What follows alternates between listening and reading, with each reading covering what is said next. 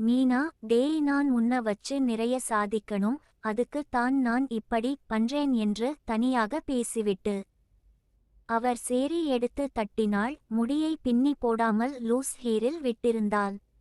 அதுக்கு ஏற்றவாறு போல மல்லிகை பூ வைத்து விட்டு பெட்டில் உட்கார்ந்து இருந்தால். ஒரு அரை மணி நேரம் கழித்து கணேஷ் ரூமுக்கு வந்தான். மீனா, டேய், ஏண்டா இவ்வளவு நேரம்?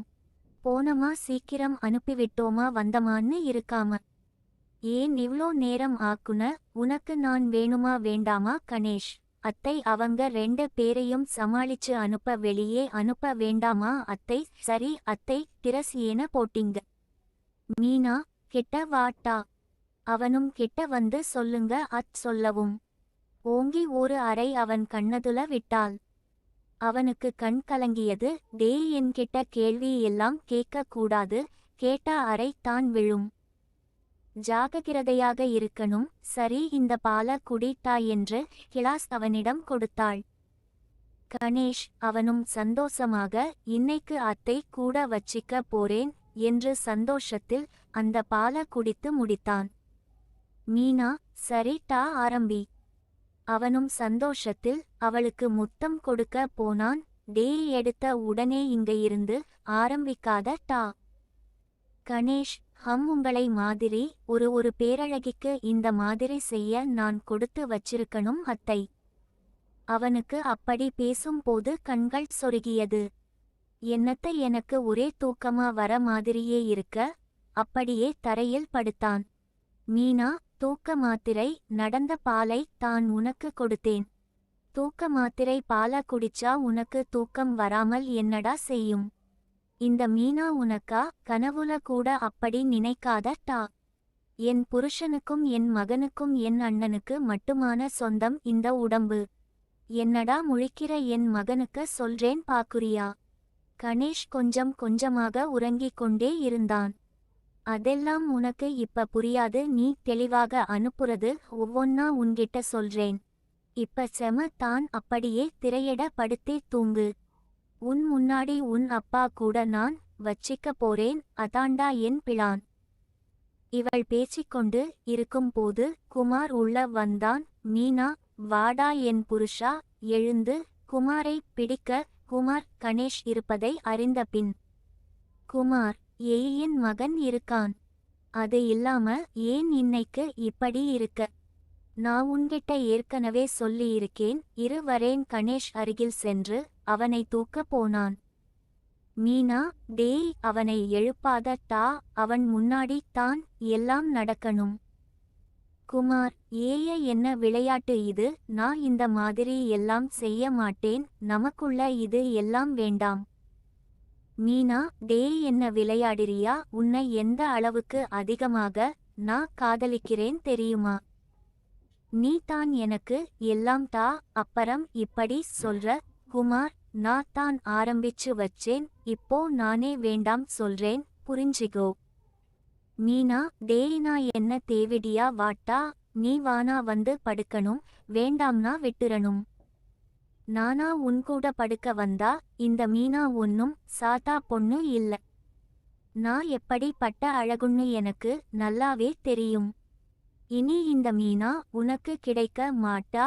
குட் பை குமார், நான் சொல்றத கேளு. எதையும் காதில் போட்டுக்கொள்ளாமல் மீனா வெளியே சென்றாள். மீனா கோவத்துல போனை எடுத்து நோண்டிக் கொண்டு இருந்தாள். அப்போது அவள் சேகர் நம்பரை பார்த்தாள். உடனே அவனுக்கு போன் போட்டு, சேகர், ஹலோ. மீனா குமார் மேல் உள்ள கோவத்தில் தவறான முடிவை எடுத்தாள். டேய் சேகர், நான் மீனா பேசுறேன். எங்க இருக்குற? இப்போ உடனே உன்னை பார்க்கணும், வீட்டுக்கு கிளம்பி வாடா. சேகர், என்னாச்சு? டீ எதுக்கு இங்க? எனக்கு நிறைய கேஸ் விஷயமா வேலை இருக்கு டீ. மீனா, டேய், நீ காலேஜ் படிக்கும் போது என் பின்னாடி நாய் மாதிரி திரிஞ்ச, இப்போ என்னடா? சேகர், அதான் என் காதலை நீ ஏத்துக்கவே இல்லையே. மீனா, டேய், இப்போ என் வீட்ல யாருமே இல்ல, உன்கூட தனியா பேசணும். இப்போ கிளம்பி இங்க வாடா. மீனா உனக்கு கிடைப்பா. சேகர், ஹே, என்ன சொல்ற? எனக்கு புரியல மீனா. லூசு நீ சரியான டியூப் லைட்டா, கிளம்பி வாட்டா, அப்பறம் தெரியும்.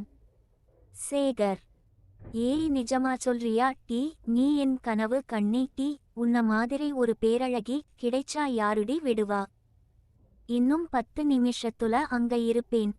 மீனா: ஏதோ கேஸ் எல்லாம் இருக்குதுன்னு சொன்ன, அதான் உனக்கு முக்கியமான வேலை என்று சொன்ன இப்ப.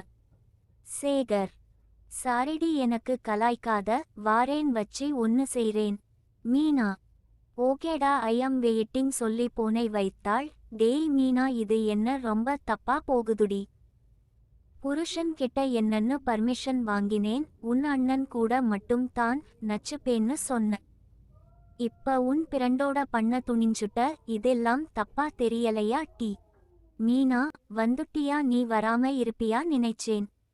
இப்ப என்ன தெரியுமா உனக்கு, நான் ஏன் சேகரை கூப்பிட்டேன்னு உனக்கு தெரியும் அவ்வளவு தானே.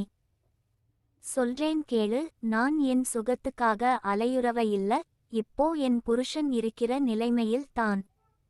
அவரோட சம்மதத்தோட தான் நான் எங்க அண்ணன் கூட வச்சிக்க தான் முடிவு எடுத்தேன்.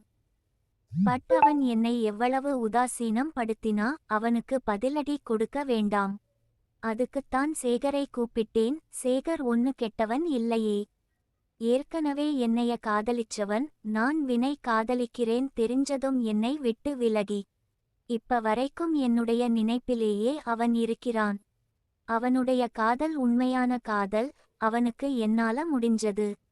மனசாட்சி, நல்ல யோசிச்சு முடிவு எடுடி. உன் சந்தோஷத்துக்காக நீ என்ன வேணா செய்யலாம். அப்படின்னு உன் புருஷனும் உன் மகனும் உனக்கு பர்மிஷன் கொடுத்துட்டாங்க. அத வச்சுக்கிட்டு நீ தப்பான முடிவு எடுத்திராத. நான் சொல்ல வேண்டியதை சொல்லிட்டேன், அப்புறம் உன் விருப்பம்.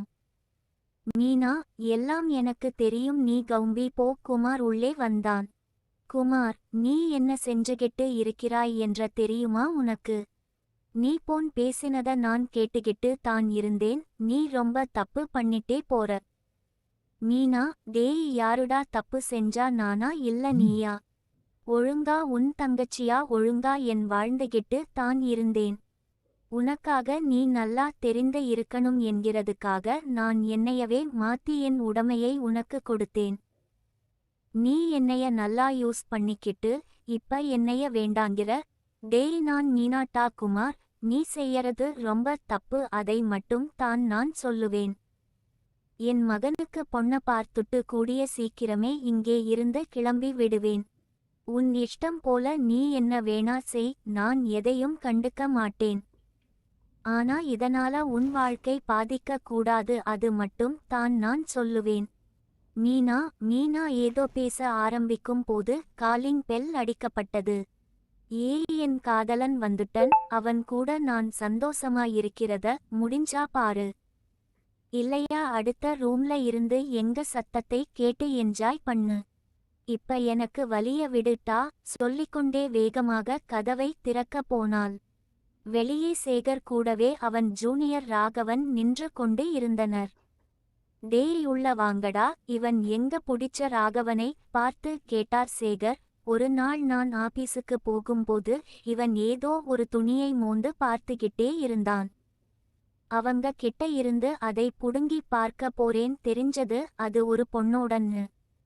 இவன் கிட்ட துருவி துருவி கேட்ட, அதனால எல்லாமே சொன்னான். அது உன் வேலை தான் மீனா. Yes, it's me. சும்மாடா, அவனை டீஸ் பண்றதுக்காக அப்படி எல்லாம் செஞ்சேன்.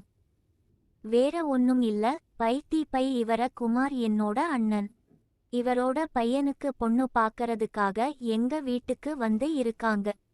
சேகர்: என்னடா செய்ய, ஒரு வேலை இருக்காதே அப்படி என்று பயம் வர ஆரம்பிச்சது. மீனா: டேய், நீ பயப்பட அளவுக்கெல்லாம் இவன் ஒன்னும் ஒருத்தி இல்ல. நாம என்ஜாய் பண்ண போறதே இவன் முன்னாடி மட்டும் தான். இவன் ஓரமா உட்கார்ந்து பார்க்கட்டும். இல்ல நம்ம ரூம்ல உட்கார்ந்து பார்க்கட்டும். இல்ல அவனுக்கு இஷ்டம் இல்லன்னா வேற ரூம்ல போய் அவன் இருக்கட்டும்.